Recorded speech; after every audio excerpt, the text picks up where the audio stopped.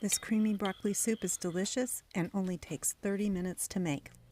I have 1 shredded carrot, half a stalk of diced celery, and half a diced onion.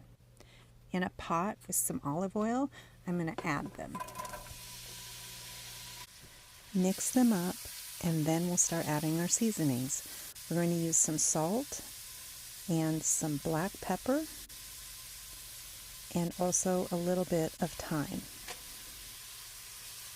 Next, crush in 1 clove of garlic. Stir and saute the vegetables for just a couple minutes. Then add 2 tablespoons of butter and let that melt into the vegetables. Now add 1/3 of a cup of flour and mix that so it combines well with the vegetables. Stir and cook that mixture for just a couple minutes. Now add 3 cups of chopped broccoli.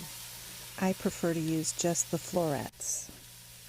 Mix the vegetables together. Now stir in 1 box of chicken stock. Stir and make sure it's thoroughly combined. Add a bay leaf and put on a lid. Let it simmer about 5 to 7 minutes. You want the broccoli to be tender and easy to poke with a fork. At this point, you can start to remove the bay leaf. Next, it's time to puree. Blend until it's a smooth consistency. If you like chunks, leave a few chunks. It's up to you. Once you get it to the consistency you like, it's time to add a little heavy cream as it bubbles.